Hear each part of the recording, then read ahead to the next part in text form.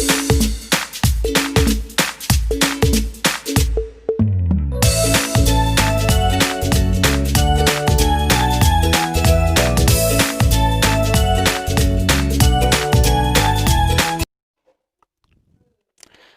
साथियों, आज अपन एक नए सीरीज की शुरुआत करने जा रहे हैं। इस वीडियो में मैंने विभिन्न शिक्षक भर्ती परीक्षाओं में पूछे गए प्रश्नों को शामिल किया गया है। यह video REET, second grade, first grade एवं सीटेट के लिए बहुत ही उपयोगी है। वीडियो को शुरू से अंत तक अवश्य देखें।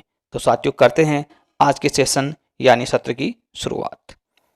सर्वप्रथम मनोविज्ञान को किस विषय का अध्ययन करने वाले विषय के रूप में परिभाषित किया गया?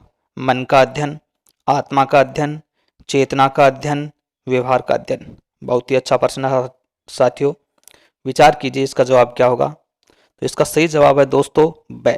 सर्वप्रथम आत्मा का अध्ययन के रूप में इसको परिभाषित किया गया था। प्रश्न नंबर 2 देखिए, साइकोलॉजी शब्द की उत्पत्ति किस भाषा से हुई? अंग्रेजी, रूसी, ग्रीक, स्पेनिश। बहुत ही अच्छा प्रश्न है साथियों, ये भी विचार कीजिए इस पर। तो इसका सही जवाब है दोस्तों स। ग्रीक भाषा है, उससे साइकोलॉजी शब्द है, उसकी उत्पत्ति मानी जाती है। ये भी काफी बार पूछा जा चुका। प्रश्न नंबर 3 देखिए, निम्न में से कौन सा क्षेत्र मनोविज्ञान के अंतर्गत नहीं आता है? असामान्य मनोविज्ञान, औद्योगिक मनोविज्ञान, आर्थिक मनोविज्ञान, पशु मनोविज्ञान। विचार कीजिए दोस्तों, इसका सही जवाब क्या होगा? तो दोस्तों इसका सही जवाब है आर्थिक मनोविज्ञान, स विकल्प, यानी आर्थिक मनोविज्ञान है वो मनोविज्ञान के अंतर्गत नहीं आता है। प्रश्न नंबर 4, शिक्षा मनोविज्ञान एक अध्यापक के लिए उपयोगी है क्योंकि यह उसे सहायता करता है। अ, उद्देश्य निर्धारित करने के लिए, ब, विद्यार्थियों को सीखने हेतु अभिप्रेरित करने में, स, अपने पाठ की विषय वस्तु तय करने में, द, सहायक शिक्षण सामग्री में। तो दोस्तों इसका सही विकल्प है ब, विद्यार्थियों को सीखने हेतु अभिप्रेरित करने में।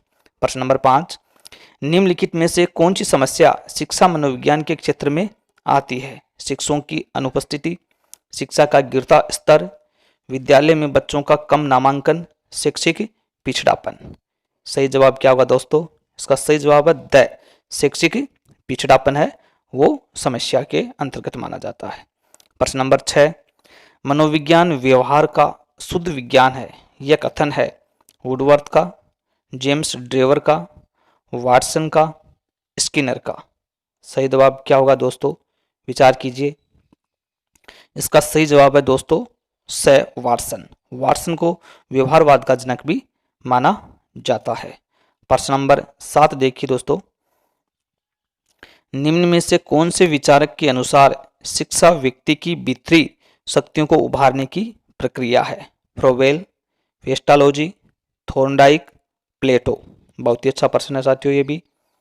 तो इसका सही जवाब है दोस्तों ब, पेस्टालोजी है वो भीतरी शक्तियों को उभारने की प्रक्रिया माना है इसको। प्रश्न नंबर 8 देखिए साथियों क्या है, मनोविज्ञान का ज्ञान उपयोगी है शिक्षक के लिए, अभिभावक के लिए, विद्यालय प्रशासक के लिए, उपयुक्त सभी। विचार कीजिए साथियों, इसका जवाब क्या होगा? इसका सही जवाब है दोस्तों द, उपयुक्त सभी। शिक्षक, अभिभावक और विद्यालय प्रशासक सभी के लिए मनोविज्ञान का ज्ञान उपयोगी माना गया है। प्रश्न नंबर 9 देखिए, शिक्षा मनोविज्ञान की प्रवृत्ति की मुख्य विशेषता है?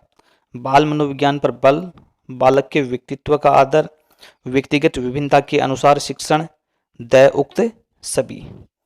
बहुत ही अच्छा प्रश्न है ये भी। इसका सही जवाब है दोस्तों स, व्यक्तिगत विभिन्नता के अनुसार शिक्षण होना चाहिए। प्रश्न नंबर 10, जर्मनी के विल्हेम वुंट जाने जाते हैं पहले मनोवैज्ञानिक प्रयोगशाला खोलने के लिए, कंप्यूटर के क्षेत्र में कार्य करने के लिए, सामाजिक विकास का सिद्धांत प्रतिपादित करने के लिए, चिन्ह सिद्धांत का कार्य करने के लिए। थोड़ा बड़ा विकल्प है, बड़ा प्रश्न है। तो साथियों इसका सही जवाब है ए, पहली मनोवैज्ञानिक प्रयोगशाला खोलने के लिए ये जाने जाते हैं। प्रश्न नंबर 11, शिक्षा मनोविज्ञान के मुख्य तत्व हैं? शिक्षार्थी, सीखने की प्रक्रिया, अध्यापक, उक्त सभी। तो दोस्तों इसका सही जवाब है द। उक्त सभी, ये सभी कारक हैं वो शिक्षा मनोविज्ञान में मुख्य तत्व के रूप में माने जाते हैं, चाहे शिक्षार्थी हो, सीखने की प्रक्रिया हो या अध्यापक हो, ये सारे के सारे हैं वो मुख्य तत्व माने जाते हैं। प्रश्न नंबर 12 देखिए, वर्तमान समय में मनोविज्ञान है मस्तिष्क का विज्ञान, व्यवहार का विज्ञान, चेतना का विज्ञान, आत्मा का विज्ञान। बहुत ही अच्छा प्रश्न है ये भी। तो साथियों इसका सही जवाब है ब। व्यवहार का विज्ञान है वो वर्तमान समय में मनोविज्ञान को माना जाता है। प्रश्न नंबर 13, शिक्षा मनोविज्ञान अध्ययन करता है आत्मा का धार्मिक परिस्थितियों में, मानव व्यवहार का शैक्षिक परिस्थितियों में, चैतन्यता का असीमित परिस्थितियों में, मस्तिष्क का बौद्धिक परिस्थितियों में। तो दोस्तों इसका सही जवाब क्या होगा? इसका सही जवाब है ब विकल्प सही है, मानव व्यवहार का शैक्षिक परिस्थितियों में अध्ययन करता है। प्रश्न नंबर 14 देखिए, शिक्षा मनोविज्ञान अध्यापक की मदद करता है जब वह अध्यापक को बच्चों के प्रति लापरवाह बना देता है, वह अध्यापक को दर्शन शास्त्र और सामाजिक विज्ञान के प्रति उपेक्षित बना देता है, वह आवश्यक पर्यावरण को दूर रखता है, वह अध्यापक को अधिगम के नियमों तथा प्रक्रियाओं के प्रति एक वैज्ञानिक दृष्टिकोण प्रदान करता है।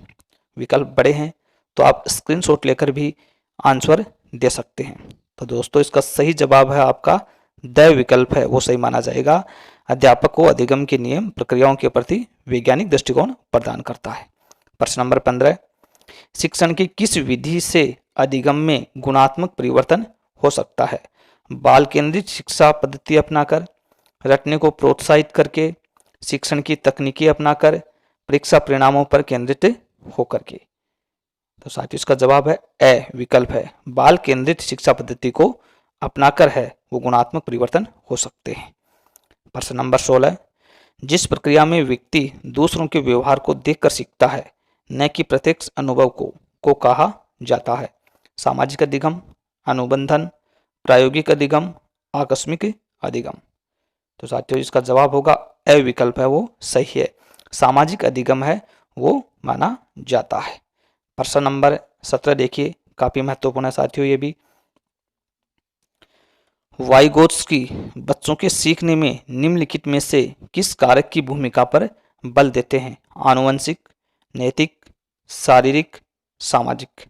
विचार कीजिए साथियों इसका जवाब क्या होगा? तो इसका सही जवाब है दोस्तों द सामाजिक जो कारक है वो बच्चों के सीखने में प्रमुख भूमिका निभाता है। प्रश्न नंबर 18 देखिए, सीखने की प्रथम अवस्था में सीखने की गति होती है तेज, धीमी, सामान्य या कोई नहीं? सीखने की प्रथम अवस्था में पूछिए साथियों, तो इसका सही जवाब है दोस्तों ए तेज। शुरुआती जो अवस्था होती है उसमें गति है बालक की काफी तेज होती है। तो ए विकल्प इसका सही है। प्रश्न नंबर 19 देखिए, साइकिल चलाने वाला स्कूटर चलाना शीघ्र ही सीख लेता है, यह है शून्य स्थानांतरण, लंबवत स्थानांतरण, ऋणात्मक स्थानांतरण, धनात्मक स्थानांतरण। तो इसका सही जवाब है दोस्तों द धनात्मक स्थानांतरण वो माना जाता है। प्रश्न नंबर 20 देखिए साथियों,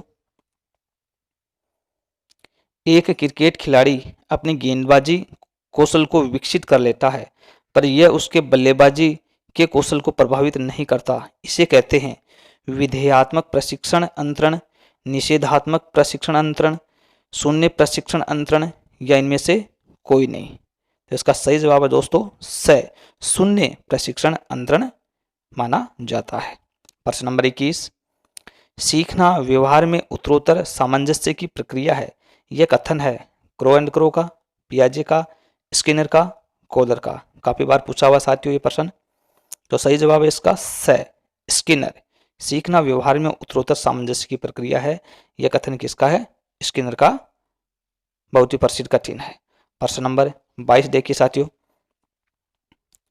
अधिगम में वृद्धि की जा सकती है प्रोत्साहन देकर, विटामिन देकर, विदेशों में भेजकर या कोई नहीं?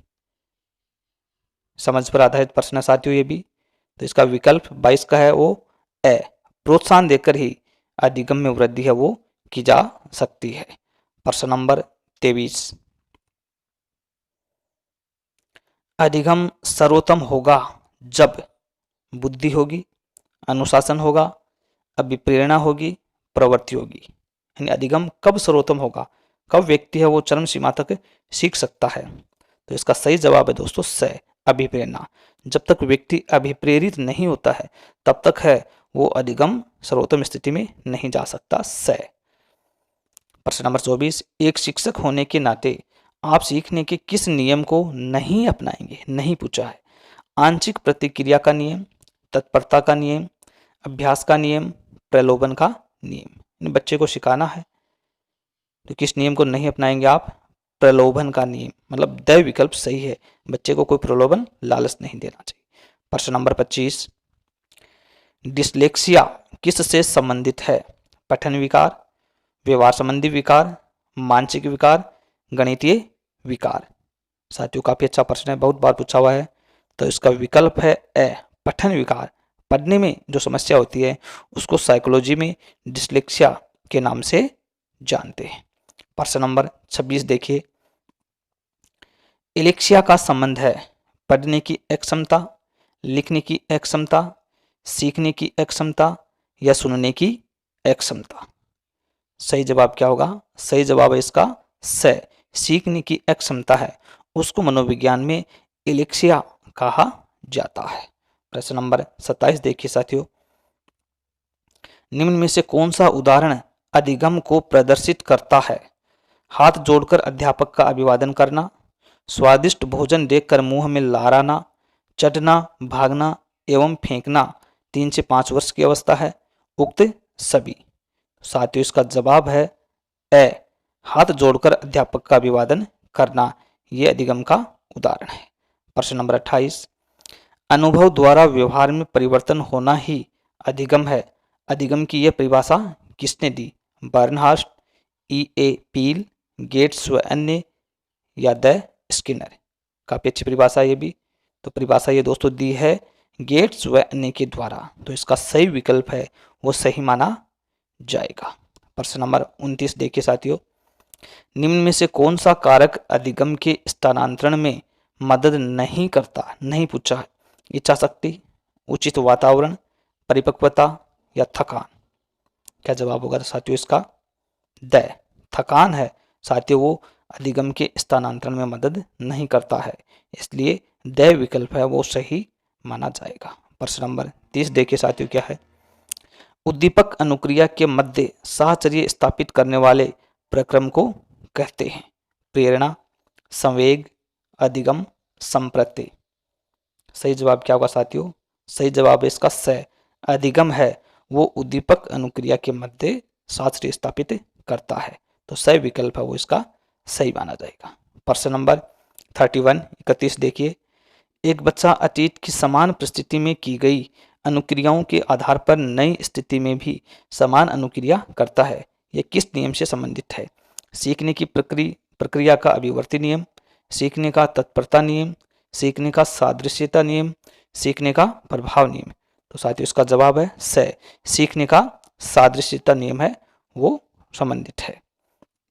प्रश्न नंबर 32, सीखने के नियमों के प्रतिपादक हैं फ्रायड, स्किनर, थॉर्नडाइक, एडलर। इसका सही जवाब है दोस्तों स, थॉर्नडाइक है वो सीखने के नियम या सिद्धांत है उसके प्रतिपादक माने जाते हैं। काफी अच्छा प्रश्न है, बहुत बार ये पूछा हुआ है। अगला प्रश्न साथियों नंबर 33 देखिए, सुल्तान नामक चिंपांजी पर परीक्षण करने वाले मनोवैज्ञानिक हैं स्किनर, कोहलर, वुडवर्थ, वाटसन। बहुत ही अच्छा प्रश्न है, सरल लगता है देखने में, लेकिन इसका विकल्प दोस्तों ब सही है। कौन है, चिंपांजी पर करने वाले कोहलर हैं वो मनोवैज्ञानिक थे परीक्षण करने वाले। तो ब विकल्प सही माना जाएगा। प्रश्न नंबर 34 देखिए, गेस्टाल्ट का अर्थ है पूर्णाकार, संज्ञान, निराकार, अनुबंधन। साथियों इसका जवाब है ए, पूर्णाकार गेस्टाल्ट का अर्थ माना जाता है। ये काफी बार भर्ती परीक्षाओं में पूछा हुआ है। तो साथियों ये बहुत सारे जो प्रश्न हैं ये सारे के सारे अलग अलग भर्ती परीक्षाओं में पूछे हुए हैं, उन्हीं को मैंने इस वीडियो में शामिल किया है। प्रश्न नंबर 35 देखिए, कौन सा सिद्धांत व्यक्त करता है कि मानव मस्तिष्क एवं बर्फ की बड़ी चट्टान के समान है जो अधिकांशतः छिपी रहती है एवं उसमें चेतन के 3 स्तर हैं, गुण सिद्धांत, प्रकार सिद्धांत, मनोविश्लेषणात्मक सिद्धांत या व्यवहारवादी सिद्धांत। तो इसका विकल्प दोस्तों सही है, मनोविश्लेषणात्मक सिद्धांत। धन्यवाद साथियों।